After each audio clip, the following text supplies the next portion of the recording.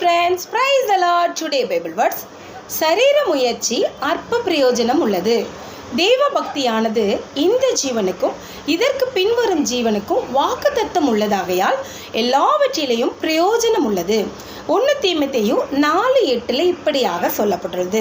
So நம்முடைய சரீர முயற்சி, நம்மால் செய்யக்கூடிய எல்லா முயற்சியும் இந்த உலக பொருளுக்காக, உலக காரியங்களுக்காக நாம் எடுக்கும் முயற்சிகள் எல்லாமே வீண் அப்படின்னு, அற்பம் அப்படின்னு இந்த வசனத்தில் சொல்லப்பட்டுள்ளது.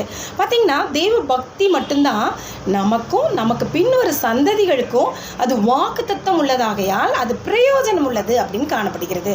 ஸோ நம்ம பிரயோஜனமாக வாழ வேண்டுமானால் நம்ம தேவ பக்தியோடு காணப்பட வேண்டும்.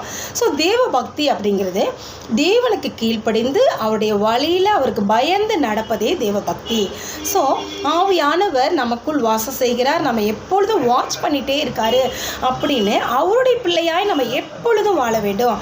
அவரை போல நம்ம மாற வேண்டும், அவரை போல நம்ம அன்பில் பிரதிபலிக்க வேண்டும், எல்லாரிடமும் அன்பாக இருக்கணும், எல்லாரிடமும் நல்ல பண்போடு நம்ம காணப்பட வேண்டும், பரிசுத்த உள்ளத்தோடு காணப்பட வேண்டும், தேவனுக்கு பிரியமாய் நம்ம நடந்து கொள்ள வேண்டும். நம்ம நடக்கையில் நம்ம தேவ பக்தியை நம்ம காணப்படணும், வெளிப்படுத்தணும். ஸோ இப்படியெல்லாம் செய்யும் பொழுது அது நமக்கும் பிரயோஜனமாக இருக்கும், நம்முடைய பின்வரும் சந்ததிக்கும் அது பிரயோஜனமாய் காணப்படுமா.